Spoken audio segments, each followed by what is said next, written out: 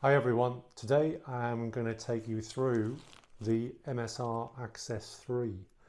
I posted the video when I put this tent up in Storm Bella some weeks ago to test if it was storm worthy and also waterproof.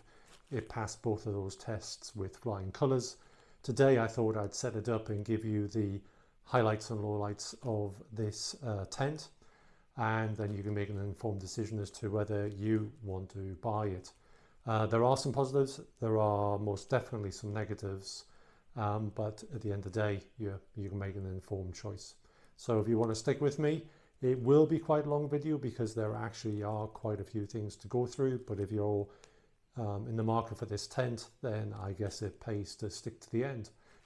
Before I set up the tent, some quick data on the tent. As of yesterday, I could buy this tent for £600, including the footprint. It's called the MSR Access 3, of course. It's a 3-person tent. The MSR, that is, says that it's a 4-season tent. Yeah, I think it's like a 3.75, 3.8 winter tent. I have a Hilleberg and a Marge. That thing is a winter tent, but I'll show you why I think this is kind of a 3.8, if that does exist, season tent later on the setup. It does, that £600 I mentioned did actually come with a footprint. So for a 4-season tent, 3-person, that's not a bad amount of money. If you want to buy a true 4-season tent from someone like Hilleberg or other tent makers, you're easily looking at £800 up over. So £600 plus the footprint ain't a bad price. But anyway, enough of that, let's go set it up. So now we're outside of my garden. I've got AstroTurf, so it's going to lead to quite an interesting setup, but bear with me. So first thing to look at is the bag the tent comes in. I kind of like it. I like it because when the tent is wet, it'll really easily go into this bag. Most tents kind of stuff from the top. When it's wet, it's a real chore to get it in. Whereas this bag here just unclips. You undo the tie, and nice and easy, you get access to the whole tent. I like it. It's a very, very good construction. So yeah, first tick, the bag. Once you open it up, you get the outer fly, inner tent, deck poles, and tent pegs. First negative, they're cheap. They don't give you many pegs, so I supplemented the pegs in here with my own. Also, negative number 2 is they don't give you enough guy lines to be able to guy all of the tie outs, and if you're in high wind, because this is a 4-season tent, you need sometimes everything to be battened down and guyed down. You'll see later when I put the tent up, I actually put like 12, 15 guy lines on myself, so I can choose to use them as and when the wind picks up when I'm on the camp. So good news about the bag, cheap with giving you enough pegs, certainly cheap with not giving you enough guy lines as well. This is the footprint. I actually bought this separately. Like I said earlier on at the beginning of the video, if you buy it and you get some deals, you can actually get the footprint with it. Negative number 2, this footprint is a universal footprint. They've obviously used it to cover many of their tents, and it is too damn big for this tent, and that's problematic, and I'll show you later why. But because it's too big, you have to tuck it under the tent. Otherwise, when the rain comes, because again this is a 4-season tent, the rain just neatly comes down the fly onto this and then starts to gather under your tent floor, which is not good. And when I camped out in this, no matter how many times I took this under the inner tent, the wind just kept on lifting the outside of the tent up, and this kept on coming out. And in the morning, after about 3 or 4 times of doing it through the night, in the morning when I checked the tent, this thing was wide open way beyond the perimeter of the tent, and when I lifted it all up, sure enough on the bottom of this were big pools of water. So big negative. MSR, if you're going to do a footprint, make it match the bloody tent, otherwise you're just causing problems for people who are using your product. Let's go on to the setup.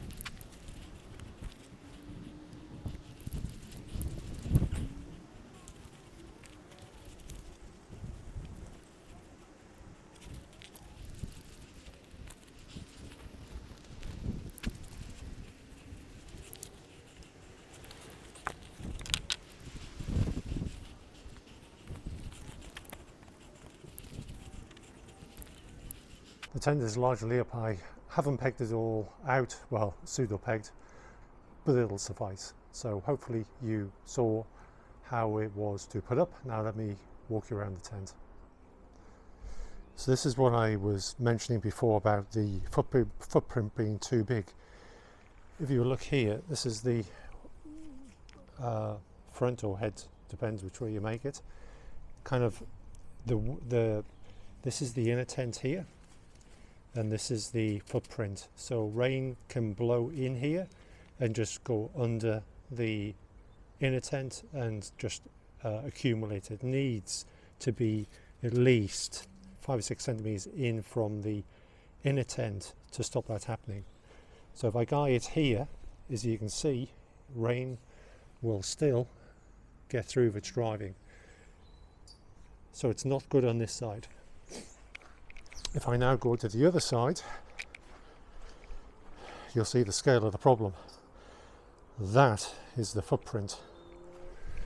And you can see no matter how much you pull the outer tent out, you've got tons and tons of footprint exposed.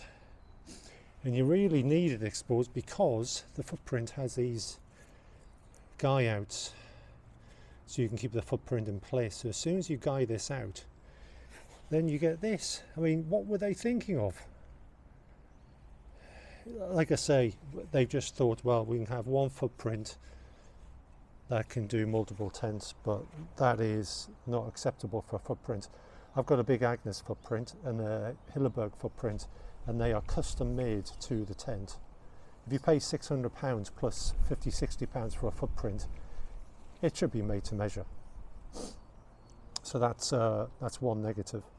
Now each of these, if I come out here so you can get a perspective of where we are, each of the corners of the tent where the poles go in, they go into these kind of apertures. So the pole goes into the aperture, and also the inner tent and the outer tent go onto this mechanism here as well. And you have these pulls here that cinch it down, and you have those on all four corners. So I always start with them loose, and then when you get the tent up, then you pull down on these and just make it tight. Whoa, wind's getting up, and I haven't guided out. If you see all the yellow guidelines like these are all the additional ones I put on. You can see there are a substantial number. I won't count because I can only count to 3, but you'll see there's an awful lot on there. The reason why I like this tent is because it has 2 doors, 2 vestibules. So let me vestibule at this end, and obviously no surprise, a vestibule also at this end. Why is that important? Well, it's important because this is a 3-person tent, and I would never use this for myself. So I go away with my partner, and we both have rucksacks, we both have shoes, we both have kit. So it's just really convenient for both of us to be able to have our own wardrobe, to be able to ditch all of our gear and have access through the day, through the night. Now remember, this is a winter tent, and of course in winter you have a long times when you're actually in the tent. We went down more recently, it got dark at 4, and by 5 we ate, and by about 5:15 we were in the tent. So I got a 3-person tent for the 2 of us because I just want more space if I'm going to be in a tent for a long time, which again you are typically during winter. So let's get one of these up, roll back, and then you can see what it looks like. I see some people on YouTube have got amazing dexterity. They can hold the camera and open the zip at the same time. I can't. I cheated. So here's the zip. You have halfway down. Is it halfway down? Yeah, about halfway down. You have some Velcro just to keep it in place, and zips all the way to the bottom. So here's the door open. Let's hope my tent stays still. And as you can see, here's the extra pole here. You probably saw it on when I was erecting the tent. What makes this from a 3-season tent to a 4-season tent is this mid pole that goes over the top and intersects the other 2 poles. Unfortunately, you can only, well, not unfortunately, it's a design. You can only open this half of the door. You can't open this side of the door. On the inside, there's no tie backs, or the outside. So I guess this is just made to open up half. But I guess you could if you wanted to. You just have to figure out how you tie the door back. Another thing to notice is on the outside of the tent there is no ventilation vents possible. So my Hilleberg, I have a vent on this side and one on the other side, and then I can get a through draft here. You can see there is no ventilation vents on the outside, none at all. Now that could cause a problem. Here in the UK we have very humid weather, we have lots of moisture because it rains a lot of the time. When I slept in here a few weeks back, I had some moisture for sure. It wasn't too bad, but there was only me in it. I need to get more hours in this tent with 2 people, then I can figure out whether that's an issue or not. I suspect that's why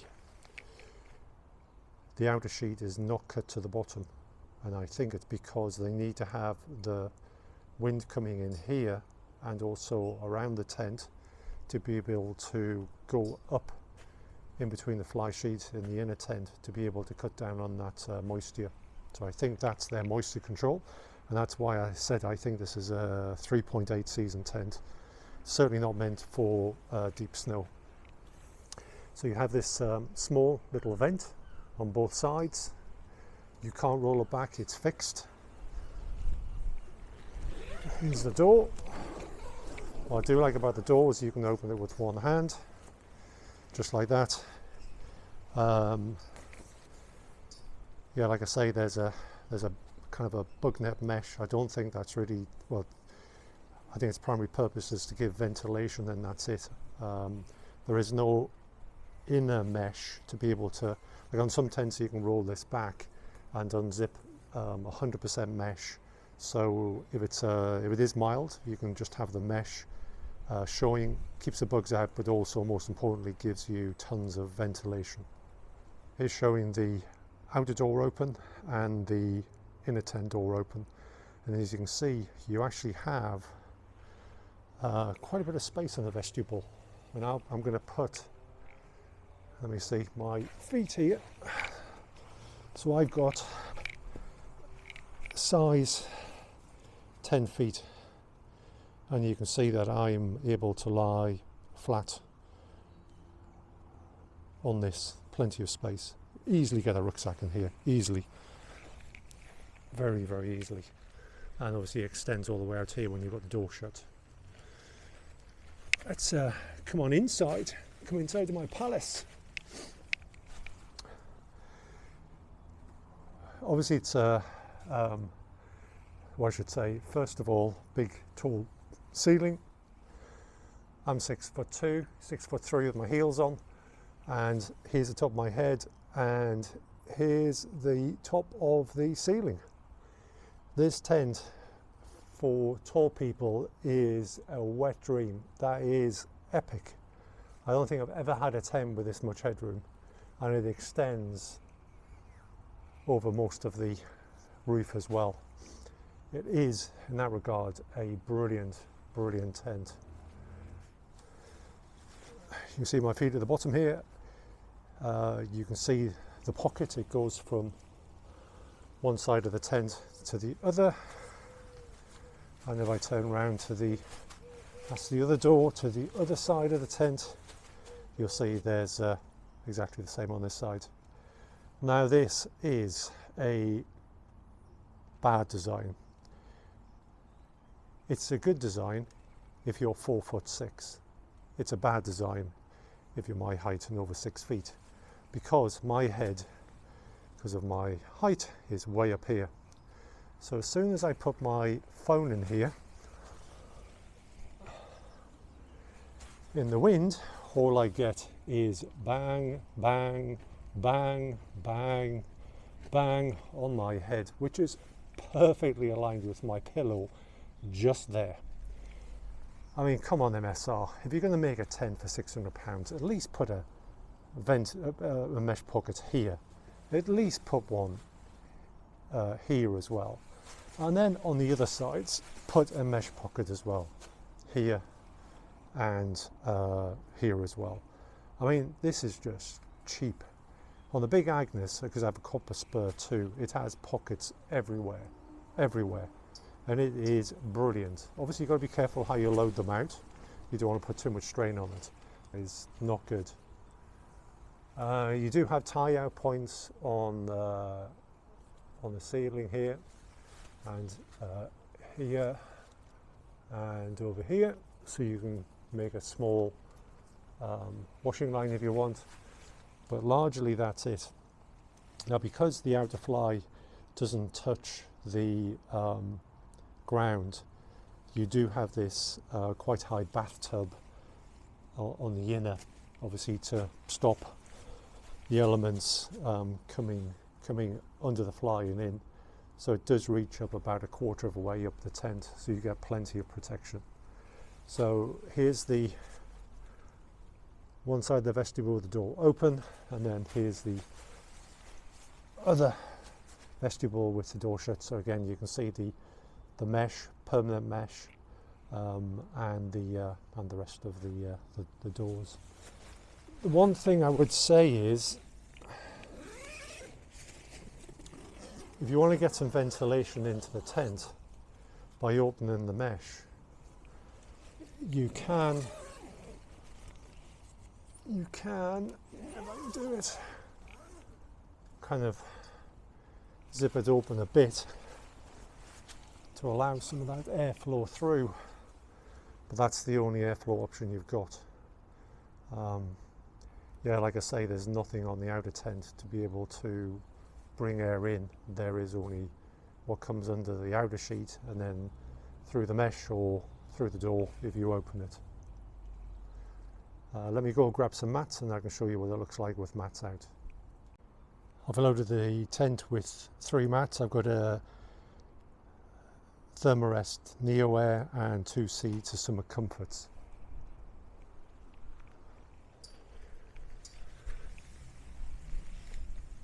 So there's the Thermarest over there. You can see you've actually got decent gaps between the two. Obviously this is a friendly tent with 3 people in, but as I said, I'm only ever going to have 2 in here, but you can see plenty of room in here. There really is, not bad at all. So if you're looking for 3, you really can achieve 3, and it's quite comfortable. I'm 6'3". You can see my feet are just poking at the end. And let me bring you around to the front. Hello everyone. This is where my heat is.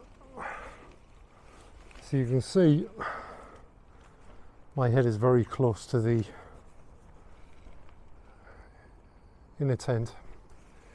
Now that's not so much of a problem for me, mainly because I don't sleep straight out. I like to go on my side, kind of curl up a little bit. But I have this problem with most tents. Most tents are not made for 6'3". Obviously, tent manufacturers want to save on materials, lower weight, and one of the ways they do that is don't make your tents too long. So I guess if you're 6'5", 6'6", and you like to stretch out, this could be an issue for you. But I think, yeah, if you're around 6 foot, like I say, I'm 6'2", 6'3", then this should be okay. And there we have it, the MSR Access 3. I think it's a great addition to my tents. I mostly going to use it obviously in the winter for sure, but when the weather isn't going to be too bad, this packs much lighter than my Hilleberg. It's a 3-person tent, so plenty of space to hunker down there in the wind and the cold and the dark. This is going to be, yeah, my go-to tent. Hopefully at the end of this you now know why I refer to this as a 3.8 season tent. We'll use it for certainly over the winter when the conditions are mild. If they're too gnarly, then we'll use our Hilleberg. I think it is a really well made tent. I think it's got some nice design touches. It's easy to put up, it's quick. I like the design.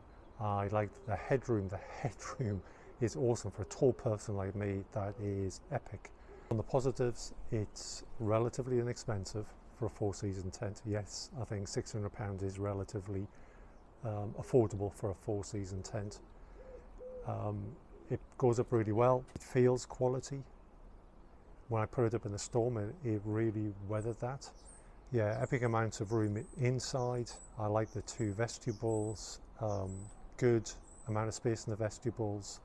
I like there's a lot of things to like about this tent. However, MSR, please make the footprint work with the tent. Don't be cheap. Don't try and make one footprint to fit all. I'm going to have to cut the footprint down and put those lashings back on somehow. And yeah, that's not good. Inside pockets, terrible. They don't work for me. Anybody who's tall, those pockets just cannot be used. They'll either be the things will be falling onto your feet, or they'll be falling onto your head. And yeah, that's not great. Not enough guy lines come with the tent. Not enough pegs, and also MSR, if you're going to give pegs, please put cordage on so it's easy to pull out. I had to put cordage around all my pegs. But apart from that, I think it's a very good tent. Every product has shortcomings. My day job is in product management, and even the products that I design have flaws. I don't go into designing products with flaws, just people point them out afterwards, and then you have a dull moment that you go, oh my God, they're absolutely right. How did I not think of that? But I think what makes companies, separates the good companies from the bad companies, is they listen to feedback and they then make design changes for the better. So please, MSR, don't take this as me beating you down. Far from it. These are feedback and comments on how I think you can turn a really good tent into an outstanding tent. So hats off to MSR, they've created a really nice 4-season tent. So with that, I'm going to stop recording. I'm going to go and have a cup of tea. Hopefully you found this informative. If you're looking to buy an MSR Access 3, my recommendation would be yes, buy it. But at least you're going into buying it knowing the things that I know. I'll leave it there. Thanks everybody for watching. Have a great day.